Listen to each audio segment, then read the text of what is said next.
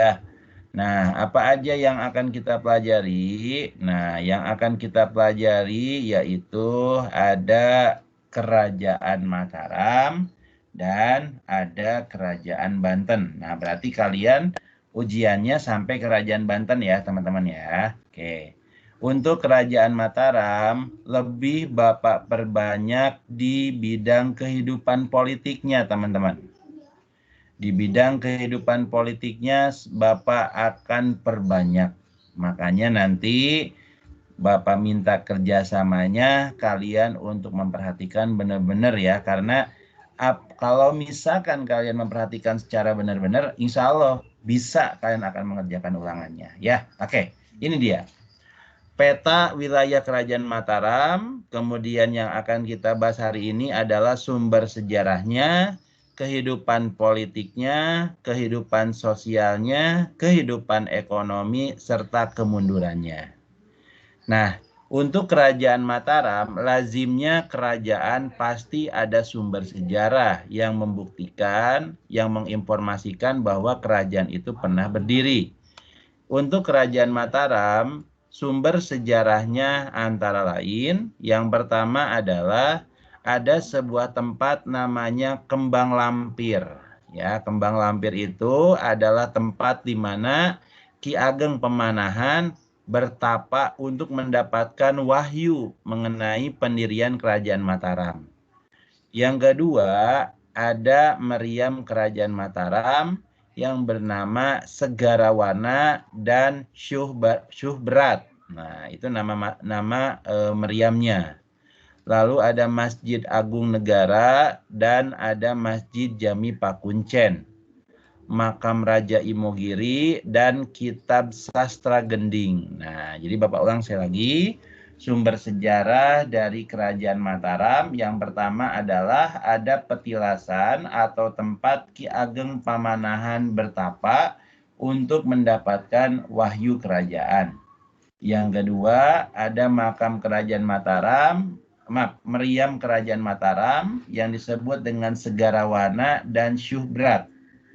Yang ketiga ada Masjid Agung Negara dan Masjid Jami Pakuncen. Nah, kemudian ada makam Raja Imogiri dan ada Kitab Sastra Gending. Ya, itu sumber sejarahnya. Kemudian kehidupan politik dari Kerajaan Mataram bagian pertama adalah kerajaan ini berpusat di sebuah daerah namanya Kota Gede, Yogyakarta. Pendirinya adalah Senopati Ing Alaga ya. Nah, jadi Senopati Ing Alaga ini teman-teman adalah putra Ki Ageng Pamanahan. Kemudian faktor pendorong perkembangan Kerajaan Mataram. Nah, faktor pendorongnya apa? Yang pertama, letaknya sangat strategis, yaitu berada di jalur perdagangan. Yang kedua, memiliki daerah yang subur. Dan yang ketiga, mendapat dukungan dari bupati. Ya, jadi Bapak ulang sekali lagi. Kehidupan politiknya adalah di mana kerajaan berpusat di Kota Gede, Yogyakarta. Kemudian pendirinya adalah Senopati Ing Alaga dan faktor pendorong perkembangan kerajaan. Ayo, Bapak minta tolong ya. Fania Dwi, mohon disampaikan ulang ke teman-teman kamu apa yang menjadi faktor pendorong perkembangan Kerajaan Mataram. Silakan Fania untuk disampaikan ulang. Monggo Fania. Faktor pendorong perkembangan Kerajaan Mataram yaitu letaknya yang strategis, terus memiliki daerah yang subur, serta dukungan dari bupati.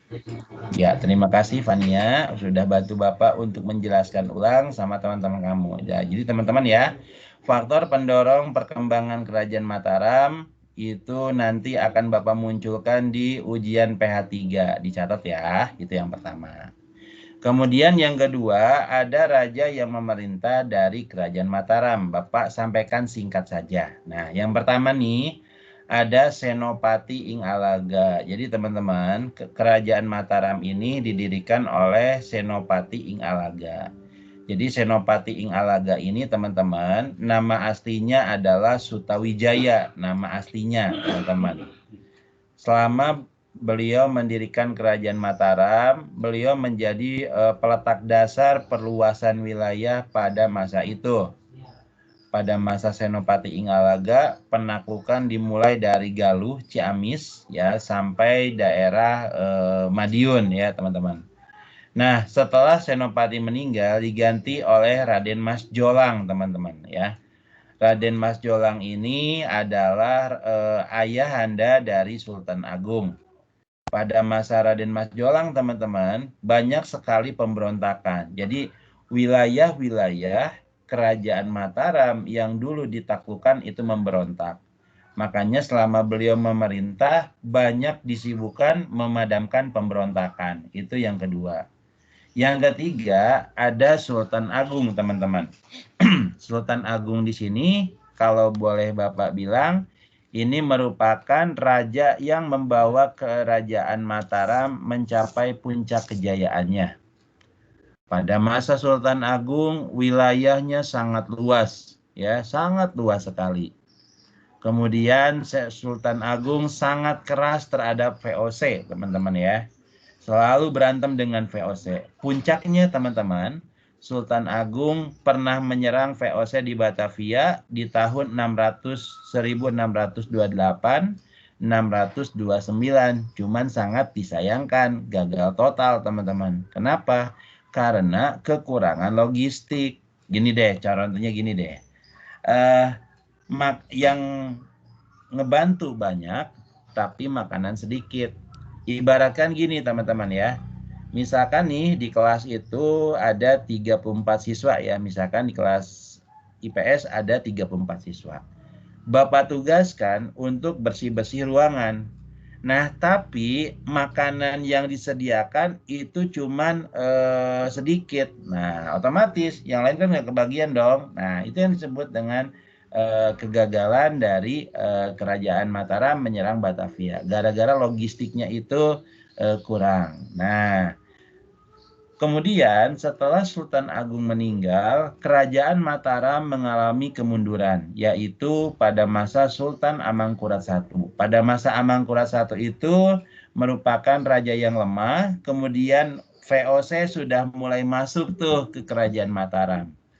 VOC atau Belanda mulai menguasai wilayah-wilayah yang dulu menjadi wilayah kekuasaan Mataram. Tuh, teman-teman ya. Nah, kemudian berikutnya ada Sultan Amangkurat II. Nah, pada masa ini VOC lebih menggila lagi ya untuk menguasai Mataram. Jadi teman-teman, raja yang memerintah di Kerajaan Mataram Bapak munculkan di ujian PH3, yaitu Senopati Ingalaga, Raden Mas Jolang, kemudian Sultan Agung, Amangkurat I, dan Amangkurat II. Nah, ini ya teman-teman untuk kehidupan politiknya. Lalu berikutnya, kehidupan yang berikutnya adalah ada wilayah kekuasaan Mataram yang meliputi Jawa Barat, Jawa Timur, Jawa Timur seperti Surabaya, Lasem, Pasuruan, Tuban, dan Madura. Nah, ini nggak Bapak munculkan nih di ujian, tidak ya. Nah, kemudian konsep kenegaraan. Konsep kenegaraan yang pertama ada Gung Binantoro Bahudenda Nyokrowati. Artinya kekuasaan yang agung memelihara hukum di muka bumi. Itu yang pertama. Yang kedua ada Wenang Wisesa Insanagari. Artinya memegang memegang kuasa di negara. Lalu ada Budibawa Leksana Ambek adil para merta, artinya meluap budi luhur, mulia dan bersifat adil terhadap sesama. Hanjaga tata titi tentramin praja, artinya menjaga keteraturan dan ketentraman negeri. Jadi Bapak ulang ya. Konsep kenegaraan dari Kerajaan Mataram adalah satu, Gumbinantoro Bahudenda, artinya kekuasaan yang agung memelihara hukum di muka bumi. Wenang Wisesa Insanagari, artinya memegang kuasa di negara. Kemudian Budi Bawa Leksana Ambek adil para marta, artinya meluap budi luhur yang mulia dan bersifat adil terhadap sesama. Hanjaga tata titi tentramin praja, artinya menjaga keteraturan dan ketentraman negeri. Ya, teman-teman, itu kehidupan politiknya. Baik, Bapak evaluasi dulu ya, teman-teman, dari slide 1 tadi sampai slide yang ke-7 ini, Bapak kecepatan enggak, teman-teman? Enggak, Pak. Enggak. Yang lain Enggak, bagaimana? Enggak ya? Oke. Takutnya Bapak kecepatan. Oke, baik. Alhamdulillah deh kalau gitu. Maaf ya teman-teman ya, Bapak nanya kayak gitu karena Bapak merealisasikan angket yang kemarin Bapak kirim. Ya, yang waktu semester 1 tuh. Salah satunya request kemarin tugas jangan terlalu banyak, Bapak kurangin jadi 4 tugas aja. Ya, nggak akan terlalu banyak kok. Kemudian yang kedua, kalau lagi belajar, tolong tanyakan Pak, kecepatan apa enggak, kemudian ngerti apa enggak. Nah, itu makanya Bapak merealisasikan apa yang jadi masukan dari kalian juga. Ya, oke. Lanjut berikutnya ya teman-teman ya, untuk kehidupan politik berikutnya. Oke. Nah, yang kedelapan. Nah, nanti minta bantuan ya untuk disampaikan ulang. Sistem sistem pemerintahan Kerajaan Mataram antara lain, yang pertama adalah Kutanegara Pusat Kerajaan. Pelaksananya adalah Patih Lebet atau Dalam, dibantu Wadana Lebet atau Wadana Dalam. Negara Agung artinya daerah sekitar Kutanegara. Pelaksana pemerintahannya adalah Patih Jawi atau Patih Luar, dibantu oleh Wedana Jawi atau Wedana Luar. Lalu ada mancanegara, daerah di luar negara agung, pelaksananya adalah Bupati. Lalu berikutnya ada pesisir. Pesisir itu di mana daerahnya dipegang oleh Syah Bandar ya. Jadi sistem pemerintahan Kerajaan Mataram antara lain, mohon disampaikan ulang ya, Afina Syabira. Mohon disampaikan ulang Afina ke teman-teman kamu. Silakan Afina. Sistem pemerintahan Kerajaan Mataram antara lain Kutanegara, pusat kerajaan. Pelaksanaan pemerintahan dipegang oleh Patih Lebet atau Dalam, dibantu Wedana Lebet atau Dalam. Negara Agung, daerah sekitar Kutanegara. Pelaksana pemerintahan Patih Jawi atau Luar, dibantu Wedana Jawi atau Luar. Mancanegara, daerah di luar negara agung, pelaksana oleh Bupati. Pesisir, daerah pesisir dipegang oleh Syah Bandar. Oke, terima kasih Afina sudah bantu Bapak. Nah, teman-teman tolong ditandain sistem pemerintahan kemungkinan akan Bapak munculkan di ujian nanti. Mohon ditandain ya. Oke. Nah, terima kasih ya Afina ya. Lanjut berikutnya yang ke-9. Nah, apa yang dilakukan oleh Sultan Agung? Nah, teman-teman, yang dilakukan oleh Sultan Agung selama beliau memerintah antara lain, kalau di bukunya Pak Habib kan banyak tuh, teman-teman ya. Di buku Pak Habibnya banyak banget tuh. Kalau tidak salah sampai 9 ya. Nah, tindakan yang dilakukan oleh Sultan Agung yang pertama adalah memperluas kekuasaan. Ya iya jelas, yang namanya seorang raja dia harus memiliki pengaruh yang cukup luas. Itu yang pertama. Yang kedua, melakukan kegiatan ekonomi bercorak agraris dan maritim. Kemudian yang ketiga, menyusun karya sastra namanya Sastra Gending. Menyusun kitab hukum namanya Surya Alam. Nah, ini ya teman-teman ya. Jadi kebijakan politik selama Sultan Agung memerintah. Perlu kalian ketahui ya teman-teman ya. Tadi sudah Bapak sampaikan, Sultan Agung adalah raja terbesar dari Kerajaan Mataram ini. Wilayah kekuasaannya cukup luas ya. Nah, kemudian selama beliau menjadi raja, kegiatan ekonominya cenderung agraris dan maritim. Luar biasa ya teman-teman ya. Lalu berikutnya menyusun karya sastra namanya apa? Sastra Gending. Jadi sastra Gending itu isinya tentang falsafah kehidupan teman-teman ya. Apa yang seharusnya kita lakukan, kemudian apa yang tidak boleh kita lakukan. Ini memadukan antara Jawa dengan Islam, teman-teman. Sastra Gending itu seperti itu. Lalu menyusun kitab hukum namanya Surya Alam. Begitu ya, teman-teman ya, tindakan yang dilakukan oleh Sultan Agung, ya. Nah, kemudian lanjut berikutnya, teman-teman ya. Untuk yang nomor ke-10, kehidupan sosial Kerajaan Mataram. Bapak ambil dari beberapa sumber bahwa kehidupan sosial Kerajaan Mataram itu ada 4 kelas ya, teman-teman. Dikasih tanda ya, ini dikasih tanda akan Bapak munculkan. Ada raja, ada bangsawan, ada petani penggarap, dan ada rakyat jelata. Ya, jadi kehidupan sosial Kerajaan Mataram itu ada 4. Yang pertama, ya tolong disampaikan ulang ya, Anastasia. Bapak minta tolong Anastasia sampaikan ulang kehidupan sosial Kerajaan Mataram. Silakan Anastasia. Kehidupan sosial masyarakat Mataram terdiri dari beberapa kelas, yaitu raja, bangsawan, petani penggarap, dan rakyat jelata. Terima kasih Anastasia sudah bantu Bapak ya. Nah, jadi kehidupan sosialnya tolong dikasih tanda ya, yang tadi disampaikan ulang oleh teman kalian Anastasia, kehidupan sosial Kerajaan Mataram. Terima kasih ya. Nah, kemudian kehidupan ekonominya, teman-teman. Kehidupan ekonominya dari Kerajaan Mataram itu secara luas itu pertanian, ya, agraris. Cuman sayang ya teman-teman, pada waktu itu tidak disampaikan secara detail mata pencahariannya.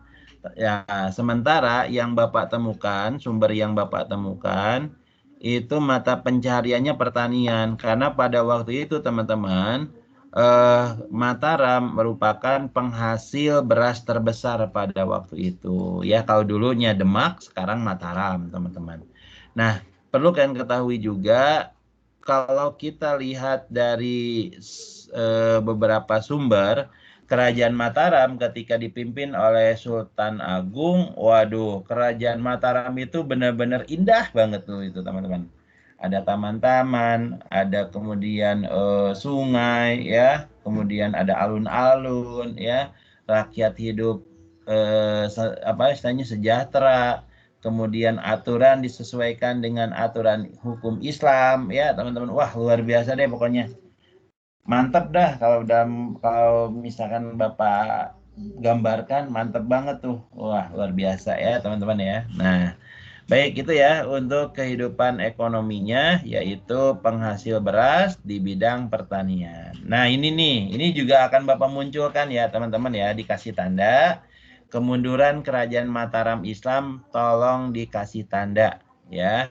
Yang pertama, intervensi VOC terhadap urusan kerajaan. Mungkin kalau dalam bahasa kalian maksudnya apa sih Kak?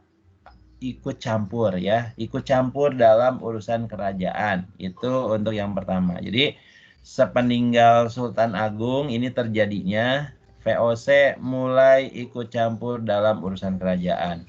Mulai dari menentukan raja, menentukan kebijakan, kemudian melakukan sebuah tindakan yang di luar batas. Itu yang pertama. Yang kedua, tidak ada raja yang cakap sepeninggal Sultan Agung. Jadi setelah Sultan Agung meninggal itu tidak ada raja yang seperti beliau ya. Nah, kemudian terjadi perselisihan antara pewaris tahta kerajaan. Waduh ya, terjadi perselisihan tuh teman-teman ya. Siapa yang pantas, intinya kayak gitu. Kemudian dipecahnya Mataram menjadi 2 kerajaan, yaitu Perjanjian Giyanti, ada Yogyakarta dan Surakarta. Baik, untuk kemunduran Kerajaan Mataram, biar lebih jelas, mohon disampaikan ulang oleh Arif Setiawan. Silakan Arif, Bapak minta bantuan, tolong sampaikan ulang apa yang jadi kemunduran Kerajaan Mataram. Rip, silakan ya Rip. Dari atas, Pak. Iya, betul. Silakan Rip. Intervensi VOC terhadap urusan kerajaan. Ya Pak, semuanya Pak. Semuanya. Tidak ada raja yang cakap sepeninggal Sultan Agung. perselisihan antara pewaris tahta Mataram. Di Mm-mm. pecahnya Mataram menjadi dua kerajaan berdasarkan perjanjian Giyanti. Apa tuh? Apa tuh kerajaannya? Oke, terima kasih ya Arif ya sudah bantu Bapak untuk menyampaikan ulang. Jadi teman-teman, kemunduran Kerajaan Mataram yang barusan disampaikan oleh Arif itu akan Bapak munculkan di ujian, makanya tolong dikasih tanda. Oke, lanjut berikutnya ya teman-teman ya. Ada Kerajaan Banten. Nah, kalau kita berbicara Kerajaan Banten, ini merupakan kerajaan yang berada di Banten ya teman-teman ya. Nah, di mana ada beberapa materi yang akan Bapak sampaikan. Yang pertama ada sumber sejarahnya, ada kehidupan politiknya, kehidupan sosialnya, dan kehidupan ekonomi serta kemundurannya, ya. Nah, untuk Kerajaan Banten, untuk ini tidak terlalu banyak materi yang akan Bapak sampaikan, tapi setidaknya keluar dalam ujian nanti. Baik, silakan dilihat ya. Sumber sejarah dari Kerajaan Banten. Jadi setiap kerajaan tadi sudah Bapak sampaikan ada namanya sumber sejarah yang menjadi bukti bahwa kerajaan ini pernah berdiri. Yang menjadi bukti bahwa kerajaan ini pernah eksis dan berkembang pada masa itu. Nah, ada 4 bukti. Yang pertama, sumber sejarah yang pertama apa? Yang pertama Istana Keraton Kaibon Banten. Itu yang pertama ya. Kemudian yang kedua ada Istana Keraton Surosowan Banten. Nah, teman-teman ini nih. Istana Keraton Surosowan Banten itu letaknya ada di Banten Lama ya, teman-teman ya, daerah Serang ya. Kalau dari alun-alun Serang ke arah kanan ya. Bapak pernah lihat tuh. Waduh.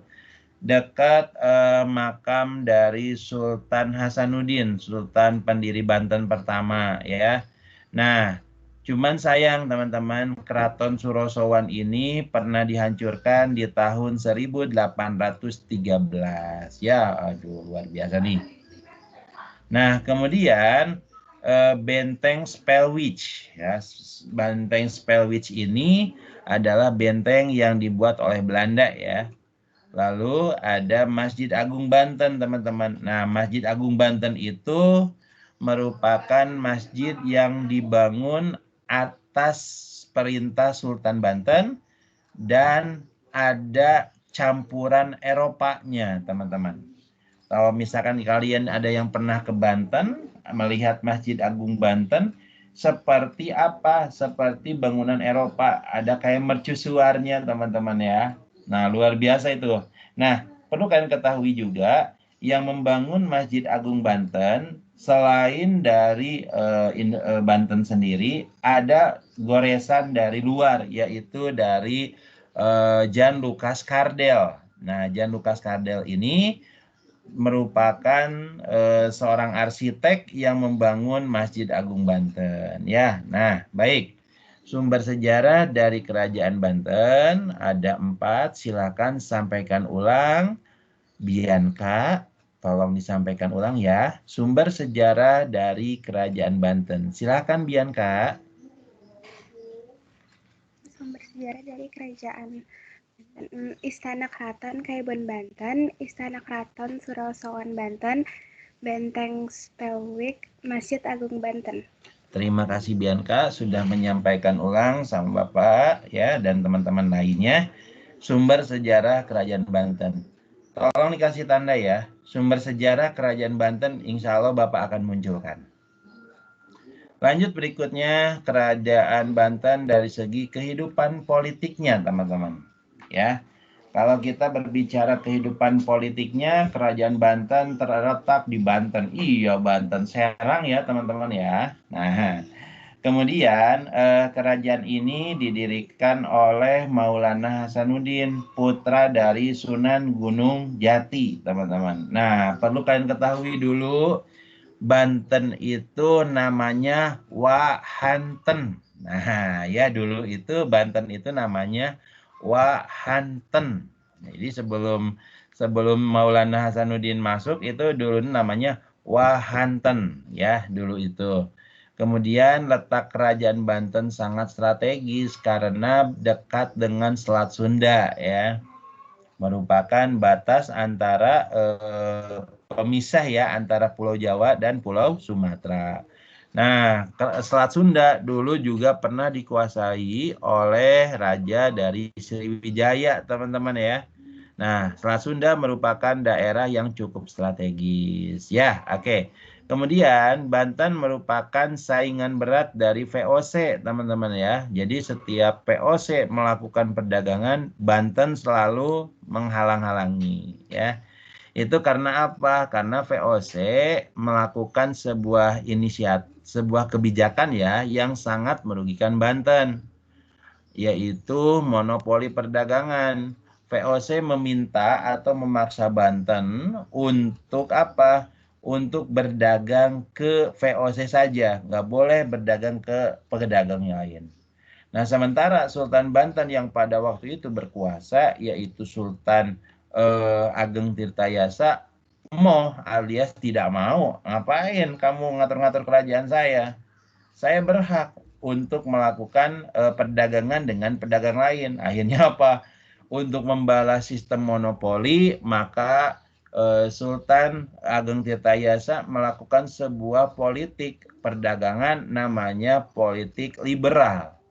Artinya apa? Artinya itu Banten membuka diri untuk berdagang dengan pedagang lain.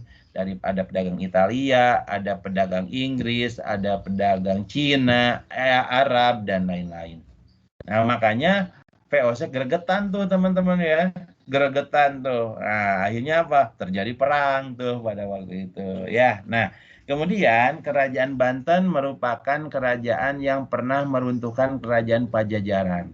Dalam bukunya Sejarah Jawa Barat, buku Sejarah Tatar Sunda dari bukunya dari Bu Nina Herlina Lubis dijelaskan bahwa kerajaan Pajajaran itu ketika Prabu Niskala ya. Nah, Prabu Niskala ya memerintah itu kerajaan Pajajaran Sri Baduga Maharaja, maaf Bapak ulang ya. Ketika kerajaan Pajajaran dipimpin oleh Sri Baduga Maharaja, itu dibangun sebuah tembok istana benteng pertahanan yang cukup kuat, teman-teman. Wah, ya. Tinggi-tinggi lagi temboknya. Bahkan pintu gerbangnya itu terbuat dari bahan yang cukup keras ya, nggak tahu bahannya apa, sehingga ketika diserang itu tidak berani ditembus, teman-teman. Nah, tercatat beberapa kali dari kerajaan Banten, dari kerajaan Demak maupun Cirebon mencoba untuk mengalahkan Pajajaran, tapi tidak bisa. Kenapa? Karena kuatnya benteng pertahanan. Wah, ya. Nah, kemudian benteng pertahanan yang semula kuat itu kemudian bobol juga, teman-teman, karena pengkhianatan satu penggawa penjajaran yang merasa sakit hati terhadap kerajaan. Nah, pada waktu itu rajanya bernama Nasya Mulia. Nah, di punggawa Pajajaran ini membuka pintu pertahanan yang dulu dikenal kuat, akhirnya Banten bisa masuk. Nah, disitulah kemudian kerajaan Pajajaran porak-poranda, ya teman-teman, dan bahkan diruntuhkan oleh Raja Maulana Yusuf, teman-teman ya. Nah, kemudian Banten mencapai puncak kejayaannya pada masa Sultan Ageng Tirtayasa. Ya, jadi Bapak ulang saya lagi. Kerajaan Banten terletak di Banten. Kerajaan ini didirikan oleh Maulana Hasanuddin. Letaknya yang sangat strategis karena dekat Selat Sunda, merupakan pusat perdagangan yang cukup ramai atau jalur perdagangan yang cukup ramai. Merupakan saingan berat dari VOC ya teman-teman ya.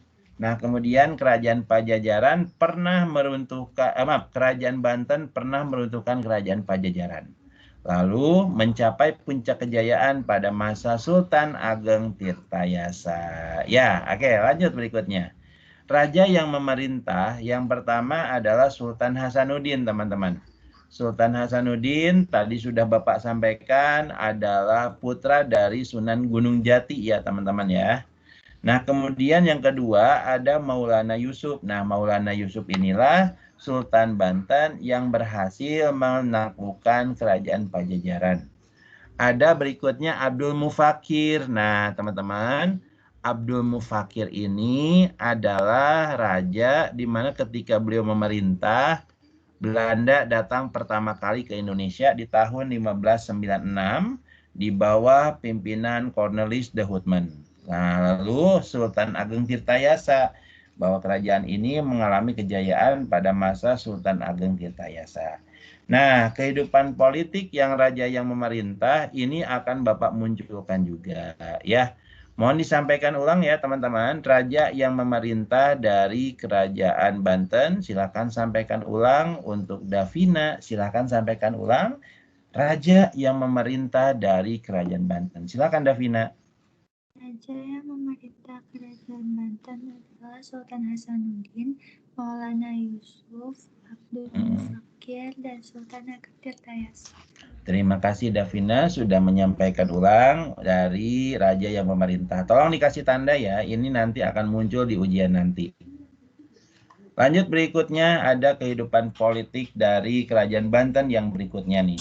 Yang pertama, kejayaan dari kerajaan Banten berlangsung pada masa Sultan Ageng Tirtayasa. Tadi sudah Bapak sampaikan, luas sekali pengaruhnya ya.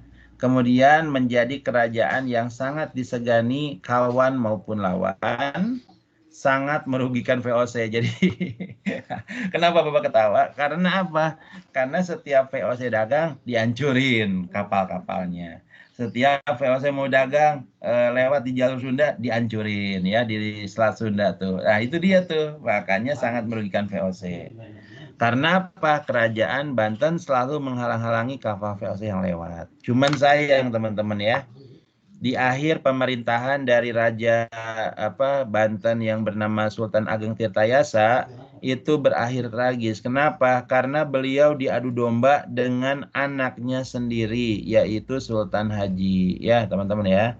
Perlu kalian ketahui juga bahwa yang namanya Sultan Ageng Tirtayasa sangat membenci VOC teman-teman ya, sangat anti dengan VOC.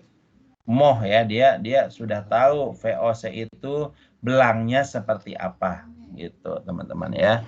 Dia mengetahui bahwa yang namanya VOC itu benar-benar apa? Benar-benar ya itu dia sangat merugikan setiap kebijakannya. Maka jangan sampai sekali-kali dideketin.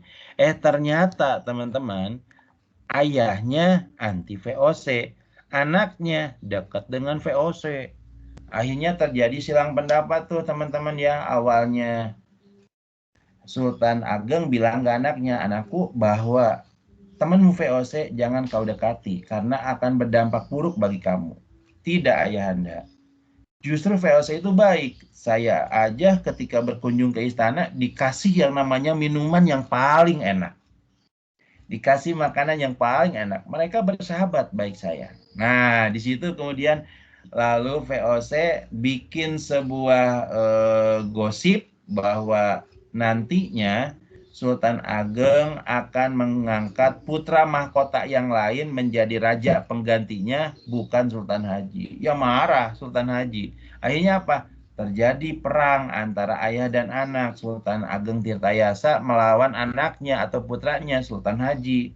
Nah, waktu itu Sultan Ageng Tirtayasa menyerang istana dari Sultan Haji ini. Nah, Sultan Haji kan ketakutan, apalagi beliau tahu ayahnya kan orang kuat, akhirnya minta bantuan VOC. Nah, disitulah teman-teman VOC memainkan peranan. Baik, kami akan bantu Tuan asalkan wilayah ini jadi milik saya sebagai imbal jasanya. Itulah yang dilakukan oleh VOC. Kenapa dia dengan mudah bisa menguasai beberapa wilayah. Bikin gosip dulu, biar mereka pada berantem. Ketika sudah pada berantem, satu minta bantuan. Nah, disitulah dia minta syarat wilayah. Gitu. Nah, itu kejamnya VOC pada waktu itu. Politik divide et impera. Adu domba ya teman-teman ya. Nah, jadi Bapak ulang sekali lagi. Kehidupan politiknya, kejayaan kerajaan ini berlangsung pada masa Sultan Ageng Tirtayasa. Kemudian kerajaan menjadi disegani baik kawan maupun lawan, sangat merugikan VOC. Kerajaan Banten selalu menghalang-halangi kapal VOC yang lewat, dan VOC selalu melumpuhkan, berhasil ya, VOC berhasil melumpuhkan kerajaan ini dengan politik adu domba antara ayah dan anak. Sultan Ageng Tirtayasa diadu domba dengan anaknya Sultan Haji, dan dari sinilah kemudian Belanda mulai intervensi. Ya, lanjut berikutnya nih teman-teman. Kerajaan Banten adalah kerajaan Islam di Pulau Jawa, sehingga kehidupan sosial mereka menganut ajaran Islam, ya. Baik itu kehidupan sosial, kehidupan hukum, dan lain-lain, itu semua berdasarkan Islam. Nah, kemudian masyarakat yang berkumpul di Kerajaan Banten itu membuat perkampungan sesuai dengan nama aslinya. Sebagai contoh, Pecinan, Kampung Cina. Pekojan, Kampung Arab. Ada Kampung Melayu dan Kampung Jawa. Bapak ulang sekali lagi ya. Kerajaan Banten adalah kerajaan yang bercorak Islam di Pulau Jawa, sehingga baik kehidupan sosial, ekonomi, politik, semua berlandaskan Islam.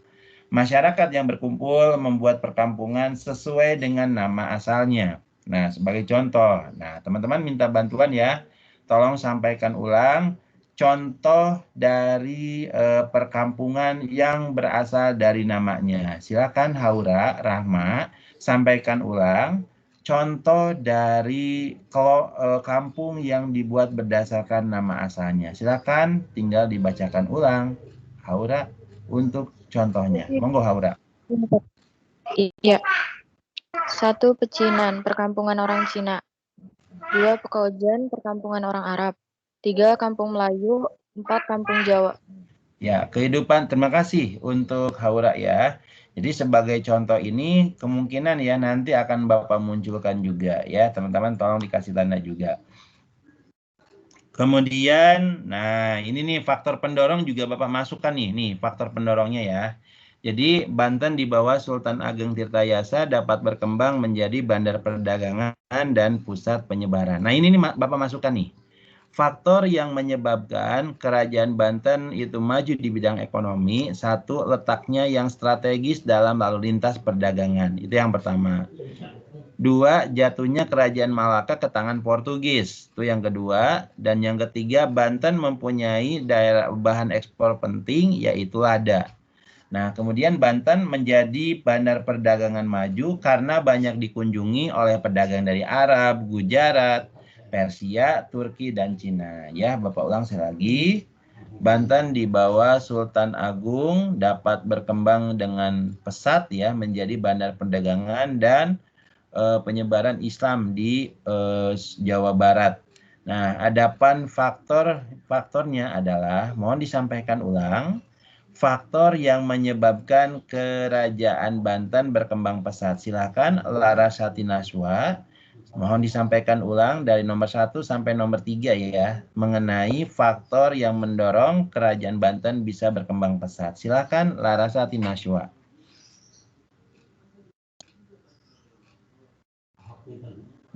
Ada ya. Oke, ada yang mau berani? Silakan. Ada yang mau bantu? Silakan. Faktor-faktornya aja dari nomor 1, 2, dan 3. Silakan. Ada yang berani? Monggo. Sadrina, Pak. Oke, silakan Sadrina. 1, 2, 3 aja Sadrina. Oke, silakan. Faktor-faktornya ialah 1. Letaknya strategis dalam lalu lintas perdagangan. 2. Jatuhnya Malaka ke tangan Portugis sehingga para pedagang Islam tidak lagi singgah di Malaka namun langsung menuju Banten. 3. Banten mempunyai bahan ekspor penting yakni lada. Terima kasih Sadrina sudah bantu Bapak ya menjelaskan ulang sama teman-teman kamu. Nah, faktor-faktornya tadi sudah Bapak sampaikan, tolong dikasih tanda akan masuk di ujian nanti. Kemudian Banten menjadi kerajaan yang maju karena banyak disinggahi pedagang dari Arab, Gujarat, Persia, Turki, dan Cina. Oke, terakhir ya teman-teman ya sebelum kita akhiri ya. Kemunduran Kerajaan Banten artinya tidak ada pemimpin yang cakap sepeninggal Sultan Ageng Tirtayasa. Jadi setelah Sultan Ageng meninggal ya udah tidak ada lagi. Kebanyakan diatur oleh VOC. Yang kedua, politik adu domba dari Belanda ya. Kemudian intervensi atau campur tangan VOC dalam urusan kerajaan. Ini Bapak munculkan ya teman-teman ya. Jadi kemunduran Kerajaan Banten akan Bapak munculkan di ujian nanti. Silakan sampaikan ulang untuk kemunduran Kerajaan Banten. Bapak minta bantuan dari siapa ya? Bantuan dari Afarsi. Afarsi, Bapak minta bantuan Afarsi, tolong disampaikan ulang kemunduran dari Kerajaan Banten. Silakan Afarsi. Tidak pemimpin yang cakap sepeninggal Sultan Ageng Tirtayasa, adu domba Belanda, intervensi VOC terhadap urusan kerajaan. Terima kasih Afarsi sudah bantu Bapak ya. Nah, teman-teman ya. Jadi materi kita hari ini sampai selesai sampai di sini, ujiannya juga sampai di sini. Nanti setelah kita selesai KBM ini, Bapak akan share di menu postingan ya. Bapak minta kerjasamanya, kalian download materinya tersebut ya. Pelajari itu semua, insya Allah akan keluar ya. Oke, baik. Sebelum Bapak tutup ya, Bapak akan cross check absensi lagi ya untuk kelas IPS 3 dulu. Nah, sekalian kita cross check lagi ya, karena Bapak tidak mau jangan sampai ada yang nggak ke absen. Baik. Untuk kelas IPS 3 yang belum konfirmasi, 1 Adam Al-Bukhari. Nah, ini Adam Al-Bukhari bagaimana nih ketua kelas dari IPS 3 ada kabar nggak di grup mungkin? Atau ke Pak Mimin ada kabar nggak untuk Adam Al-Bukhari ini? Tidak ada. Oke, ya udah kalau tidak ada mohon maaf ya. Nih Bapak apakan nih. Lanjut berikutnya Irsyal, hadir nggak Irsyal? Hadir, Pak. Oke. Jafar Sidik hadir nggak? Jafar Sidik. Hadir, Pak. Ya, oke. Farelandra hadir nggak? Farelandra. Hadir, Pak. Raisya Diaul. Nah, nggak tahu Raisya Diaul hadir apa enggak ya? Hadir, Pak. Oke. Rasionando. Wah, nih Rasionando juga sama nih. Waduh, ya. Razan Hafiz Fauzi. Oh, ya, nggak tahu kemana Izin, tuh Pak. Izin, ya. Renato Akbar. Mana Renato? Renato. Apa kabar Renato? Ya. Baik, Pak. Ya, kita ketemu terakhir di ruang guru ya Renato ya. Iya, Pak. Salman. Mana Salman? Hadir, Pak. Kita ketemu terakhir di ruang guru ya Salman ya. Bener nggak sih Salman? Iya, Pak. Iya, oke.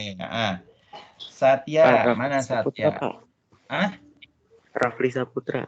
Oh iya, Rafli udah. Satya mana Satya? Ada kabar nggak Satya? Wah, nggak ada nih. Maaf ya, nggak ada kabar nih. Mohon maaf Bapak apa ini ya. Oke, jadi untuk kelas IPS 3 dari 34 siswa, 1, 2, 3, 4, 5. 29 yang hadir, yang tidak masuk 5 orang ya. Ada Adam, ada Cynthia, ada Rasionando. Pak, Cynthia izin. Iya, sudah. Cynthia Dewi sudah. Oke, Rasionando, kemudian ada, dulu, 1, 2, 3, 4, 5. Rasionando, kemudian Razan Hafid izin, dan Satya. Nah, itu ya untuk IPS 3. Dari 29, 5 ya. Hadir 29, yang tidak masuk 5. Oke, untuk IPS 4, Bapak mau konfirmasi lagi. Alisa Najla hadir nggak? Hadir, Pak. Arif Setiawan ada ya? Arif ada? Oke, baik. Lalu Nifa hadir nggak Nifa? Hadir, Pak. Nifa hadir, baik. Raditya masuk nggak Raditya? Ada kabarnya nggak Raditya? Iya, Pak. Mana? Oh alah, ya masuk. Ya, lanjut. Rizky Fauzi, masuk. Ya. Syanadin. Syanadin mana Syanadin? Nah, ini dia nih, ya. Ada kabar nggak Syanadin? Ketua kelas IPS 4. Ada kabar nggak Syanadin? Nggak ada. Waduh, mohon maaf nih, Syanadin Bapak alfain ya, mohon maaf nih. Ya. Jadi dari IPS 4 nih, dari 20 berapa nih? 26, yang hadir 25, yang tidak masuk cuma 1 orang, yaitu Syanadin. Oke, gitu aja mungkin yang bisa Bapak sampaikan hari ini. Kurang lebihnya Bapak mohon maaf kalau misalkan ada kata-kata Bapak yang kurang berkenan. Terima kasih untuk atensinya. Jangan lupa kerjakan tugasnya ya. Nah, Bapak akhiri dengan bacaan hamdalah. Alhamdulillah. Nanti setelah keluar dari sini, Bapak minta kerjasamanya, kalian download materi yang akan Bapak kirimkan. Gitu aja, Bapak akhiri dengan bacaan hamdalah. Alhamdulillah. Wabillahi taufiq wa hidayah. Assalamualaikum warahmatullahi wabarakatuh.